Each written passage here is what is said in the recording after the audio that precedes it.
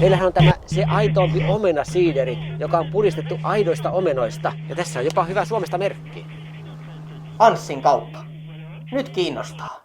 Kurssi aitooseen.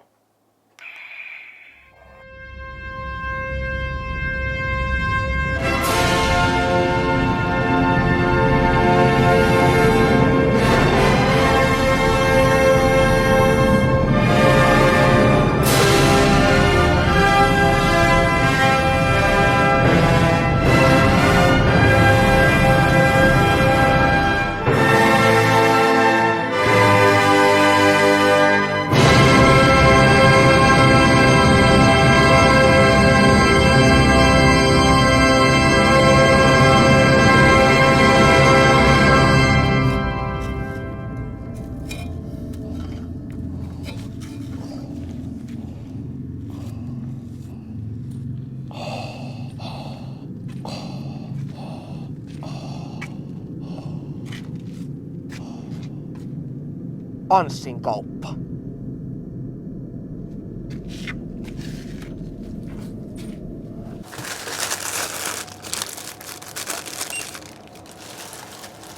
Piimä. Lisää vain kossu.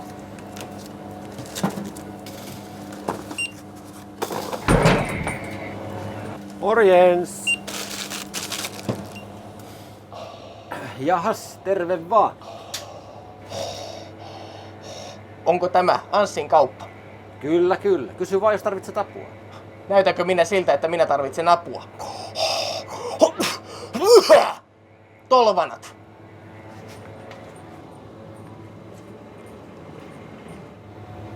Taitaa olla synkkä ilta. Se aitoompi omenasiideri. Missä sitä on? Tämä kurja kauppa on niin pieni, ettei täältä löydy mitään osastoa. Siiderijosto löytyy, kun menee siitä liukuportaita alas ja ranskalaisten vuohenmaitojuustojen ohitte. Siitä susibaaria vastapäätä kääntyy vasemmalle ja siiderijosto löytyy siitä sisähuvipuiston sisäänkäyntiä vastapäätä. No ei, mä tulen näyttämään. Tolvanat.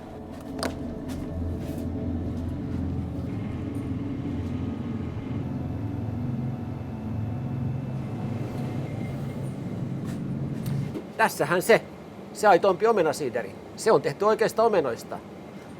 Siinä on jopa hyvää Suomesta merkki. Niin, tiedetään.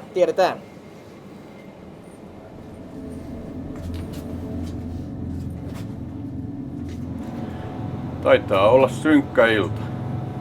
Mistä niin päättelet? Lähinnä tuosta asusta. Se on kuin avaruus. Musta ja mauton. Pah. Mitä tekin maanasukit muka mitään avaruudesta tiedätte?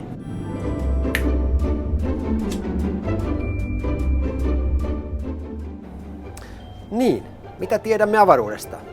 Arvioidaan, että maailmankaikkeus sai alkunsa 13,8 miljardia vuotta sitten, kun hillittömänä, kuumana ja tiheänä poriseva ainekottila alkoi laajentua räjähdysmäisen nopeasti. Universumin ensi hetkellä vallitsi aineen ja voiman verraton yhtenäisyys ja ykseys. Tätä lystiä ei kuitenkaan kestänyt kuin 0,000000 ja niin edelleen 0,1 sekuntia.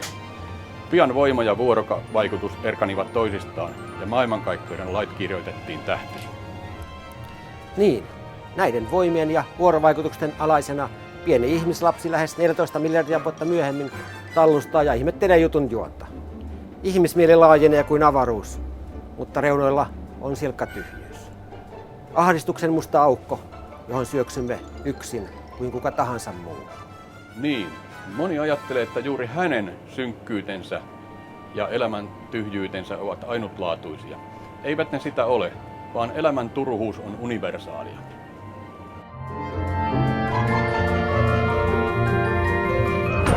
Moi, miten menee? Mua ihan hyvin. Onko kahvia? Jo vain on.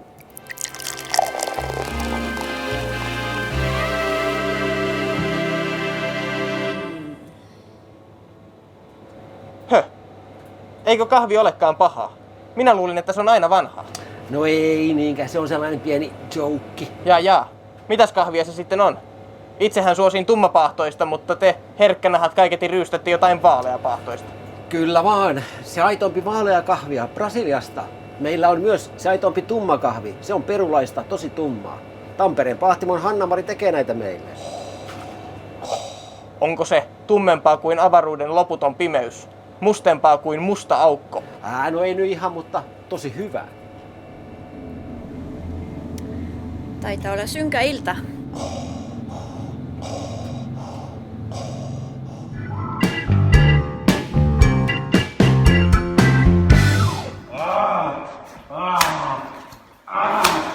Aidot aitoolaiset joulukuuset valmistuvat vankkumattomalla ammattitaidolla ja hellillä otteilla. Tilaa sinäkin omasi, kun joulu on.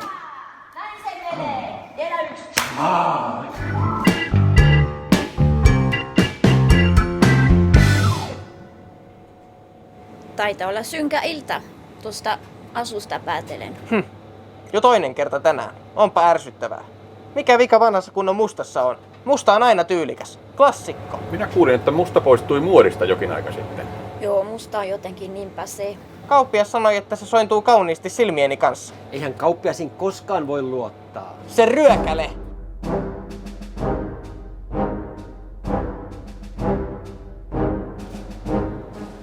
Hanssi, voisitko sä tulla vähän jeesaamaan? Kyllä vaan.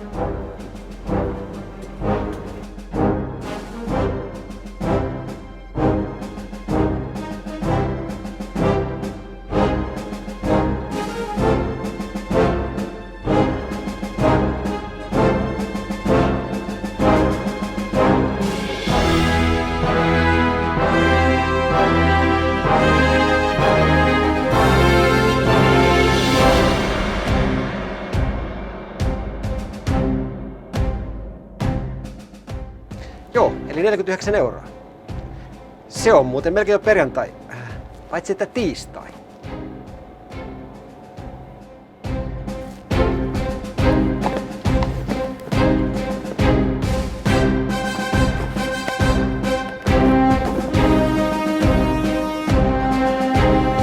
Jaha, just. Väistäskootti. Kiitos. On muuten hyvä toi siideri. Tulkaa sitten meille jatkoille.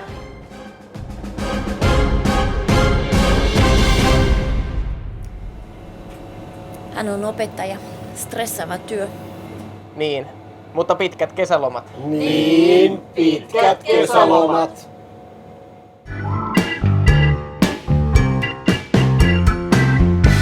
Hei, tervetuloa Aitooseen ja Anssin kauppaan. Moni kysyy, että missä se Aito ja Anssin kauppa oikein on. Niin Aito on niin kuin tässä ja Anssin kauppa on tuolla.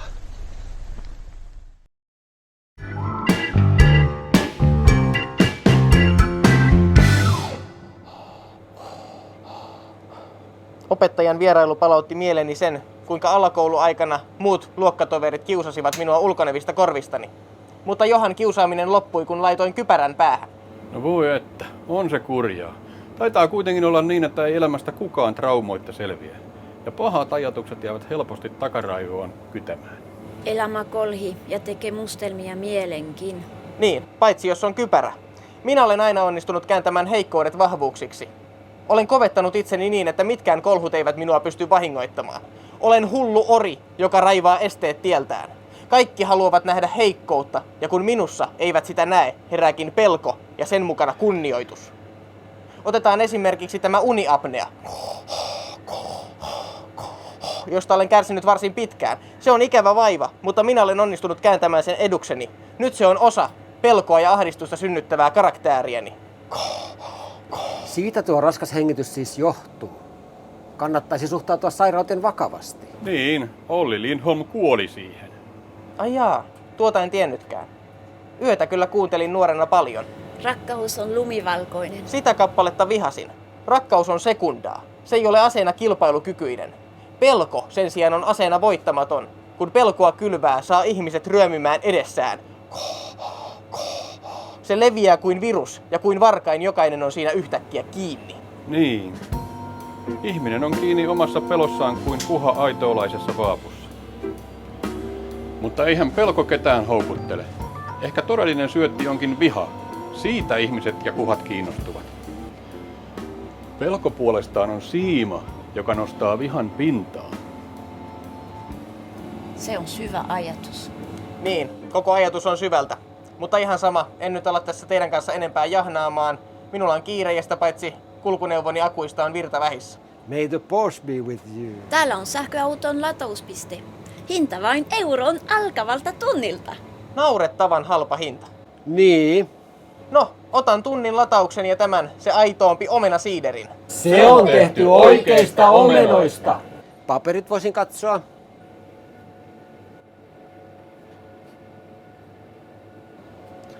Selvä.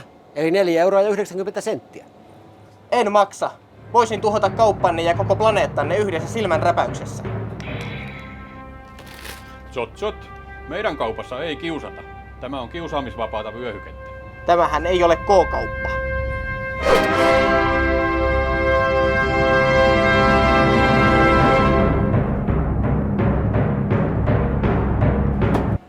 Oho, sehän katkesi kuin Emil Pyttemassin selkäranka Münchenin olympialaisten 10 loppusuoralla. Oliko herkullinen Aholan kurkku vesiausta? Ei, sitä saamme myyntiin vain kesäisin. Abawi, niinpä tietenkin. Niin, olenkin kuullut Aholan herkullisista kurkuista. Niitäkö ei nyt saa? Juu, ei, mutta kokeilkaappa vaikka tätä Penttilän perunarieskaa. Milläs minä sitä syön? No jos ei muuten, niin vaikkapa tällä. Use the fork. Use the fork. Donnerwetter. Olenko kuullut tuon aina väärin?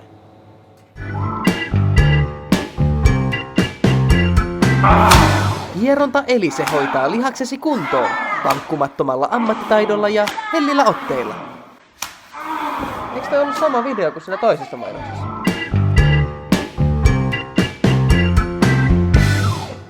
Use the fork. Donnerwetter. Olenko kuullut tuon aina väärin? On tietysti totta, että ilman pahuutta ei oikein voisi olla hyvyyttäkään. Tai ainakaan hyvyys ei tuntuisi hyvältä, ellei olisi kokenut huoneakin asioita. Hyvyys ja pahuus ovat vähän kuin kaksi marjaa. Mansikka ja peruna. Joista toinen on juures, mutta kuitenkin tarpeellinen. Oliko se mukulakasvi? Au! Se on itse asiassa koisokasvi, jonka mukulaa käytetään ravintona. Peruna kulkeutui Eurooppaan Etelä-Amerikasta jo 1500-luvulla espanjalaisten valloittajien mukana ja kulkeutui sitten Suomeenkin 1700-luvun mittaan. Monet kirkonmiehet, erityisesti asikkalalainen Axel Laurel, mainostivat saarnoissaan perunan terveellisyyttä ja opettivat sen viljelyä seurakuntalaisille. Kyllä. Nykyään jokainen suomalainen syö keskimäärin yli 40 kiloa perunaa vuodessa. Meiltä saa ympäri vuoden maan mainiota Aholan perunaa vesijaolta. Siellähän juostaan aina kesäkuussa maan mainio vesijaon nakukymppi. Perunaa naamariin ja sinne.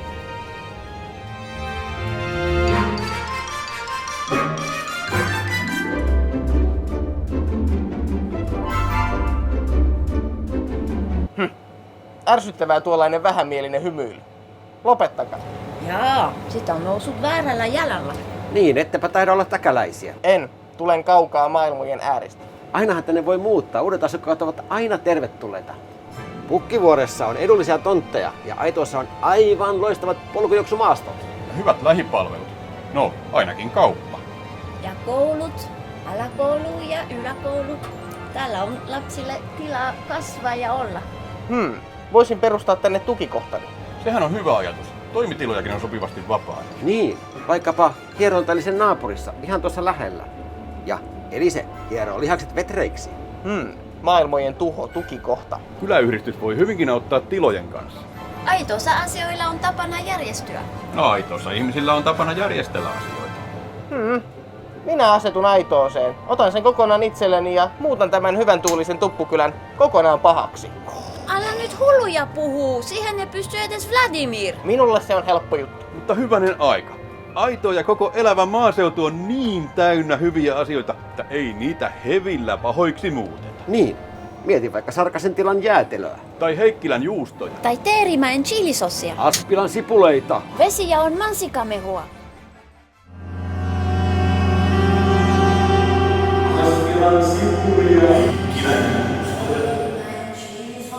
Mitä? Ei, lopettakaa. Sarkasen tilan jäätelöä. Heikkilän juustoja. Vesi ja on Aspilan sipulia. Ei halkeaa! Ternimaitoa! Seis! Otan tämän kaupan kokonaan itselleni ja teen tästä Ideaparkkiakin suuremman kulutusimperiumin. Lopetan lähiruuan kauppaamisen ja keskityn sen sijaan monikansallisesti tuotettujen kulutustavaroiden myymiseen ja suoramarkkinointiin. Suosin tuotannossa halvan työn maita, tein henkilöstön työolosuhteista piinallisen raskaat ja palkkaan myös leipiini viiksekkään hipsterikonsultin, jonka tehtävä on pitää kerran viikossa työntekijöille somekoulutuksia. Piilotan kaikki konkreettiset ongelmat ovelan someviestinnän taakse ja työn jälkiä esittelen vuoden lopussa Slash-tapahtumassa, missä myös kännäilen kansanedustajien kanssa. Ai, tuo kuulostaa pahalta. Nyt olisi Jedi-ritarille käyttöä. Ei teistä kumpikaan satu olemaan Jedi, by the way. No merde, enpä ole.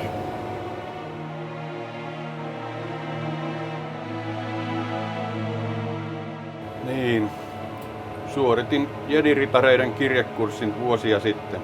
Jedi-hommat jäivät kuitenkin arjen jalkoihin, enkä ole harjoittanut taitojani vuosiin enää. Piti järjestää kirkastusjuhlia, niissä kaikki tehdään talkoovoimin. Olutkin maistui. Parhaimmillaan sain kyllä siirrettyä pelkän ajatuksen voimalla oluen suoraan jääkaapista saunaan. En ehkä pysty Jedi-hommiin enää. Kerran jedi, aina jedi. Ajattele elävä maaseutu. Totta. Elävän maaseudun puolesta. Yeah! Jedin paluu!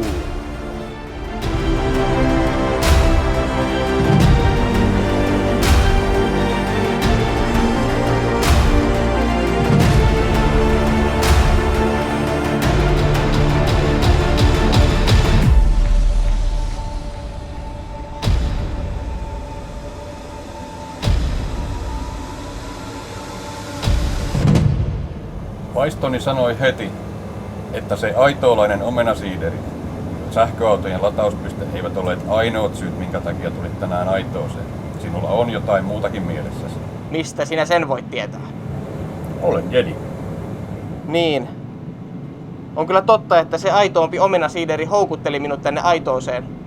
Mutta todellisuudessa tulin selvittämään, mitä tapahtui viime jouluna tilaamalleni joulukuuselle. Tilasin aidon aitoolaisen joulukuusen, mutta se ei saapunut ajoissa kaukaiseen galaksiini. Obi-Wan ei koskaan kertonut, mitä joulukuusellesi tapahtui. Kyllä kertoi. Hän kertoi, että sinä kaadoit joulukuusen. Ei, minä olen joulukuusi. Tarkoitan siis, että olen joulukuusi-yrittäjä. Joka vuosi toimitan runsaasti joulukuusia ympäri Pirkanmaata. Kyllä vaan. Maailman kauneimmat joulukuuset tulevat Aitoista. Oma aitoolainen kuusi kannattaa tänäkin vuonna varata hyvissä ajoin. Niin. Valitettavasti kuusten toimitus ei kata kaukaisimpia galakseja. Vastaanotin kyllä tilauksesi ja yritin heittää kuusen ulkoavaruuteen. Mutta maan vetovoima oli liikaa jopa Mitsubishi Canterille. Mutta jos todella aiot jäädä asumaan Aitooseen, niin takaan, että ensi jouluksi saat joulukuusen. No mutta. Niin, ja sen lisäksi, että olen joulukuusi-yrittäjä, olen myös isäsi. Isä. Ja minä äitisi. Ja minä kauppias. Äiti. Isä.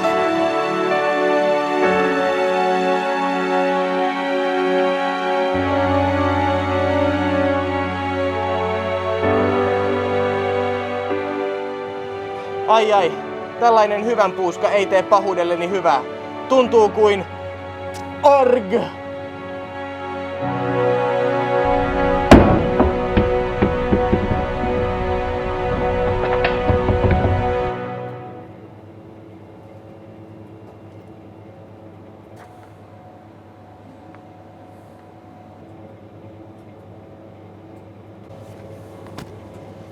Herra jestas. Onko se munamies? No ei se kai munavies voi olla. No jotain outoa tässä kyllä on. Herran rauhaa. Juman kautta. Sehän on Jeesus. Jep, täällä taas. Mikä meininki. Joo, totisesti mä sanon teille, että kyllä suuta kuivaa. Olisiko kellään mitään juotavaa viiniä? Ehkä sitä juotiin vanhoina hyvinä aikoina. Valitettavasti viiniä ei saa myydä ruokakaupoissa Suomessa. Vettä? Ja. Kattokaa. Oi, mikä tuli sieltä? Oi. Ai, on hyvä. Oisko pinut nuoria? Burgundista. Vuosikerrat on vähän hakusessa meikäläisellä, mutta... Stop tykkänään! Kauppoissa ei saa maistella alkoholia. Tämä ei ole anniskelualuetta. Mitä viranomaisetkin sanoisivat. Mä sanon teille, että pyytäkää, niin teille annetaan. Elikkä mä ehdotan tähän pientä sellaista laajennusta, vaikka terassia tohon pihalle. Siihen terassi pystyy ja sitten anniskeluluvat Valviralta ja se on siinä. Se olisi melkoinen tempaus. Taistiko? Tempaus. Jaa, kahtellaan nyt, sano kuhmalahtelainen. Ei, kun rakentamaan sano roomalainen. No joo, nää on näitä. Mut ihan tosissaan, niin kyllä terassi olisi kova juttu. Ja mähän voisin tulla auttelemaan vaikka rakentamisessa. Mä oon puuseppä koulutukselta niin kuitenkin ja näin. Väkisin tässä alkaa miettimään, että mitä täällä aiot nyt tehdä. Joo, kyllä mä luulen, että mä jatkan aika pitkälti siitä, mihin mä viimeeksi jäin. Että toki on pirun vaikeaa tehdä tällainen comeback, mutta kyllä mä luulen, että rauhalle ja rakkaudelle on edelleen tänä päivänäkin tilausta. Duuni pitää vaan aloittaa heti, että kiirettä täytyy tästä lähteä, ei ehdi enempää jutustelemaan. Kai nyt Jeesus kahville jää. No jos kahvia on, niin kai se aina kahville jää.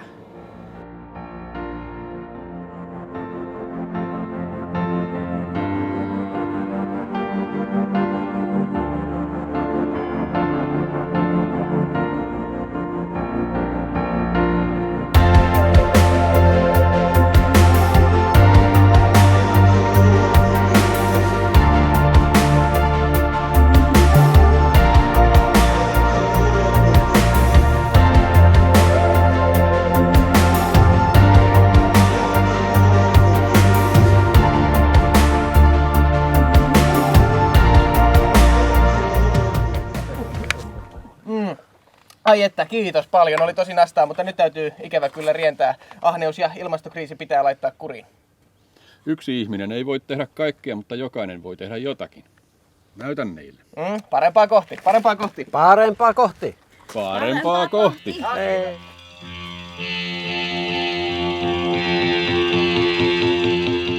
Ehkäpä taas on kylähullu kiintiö täynnä vähäksi aikaa.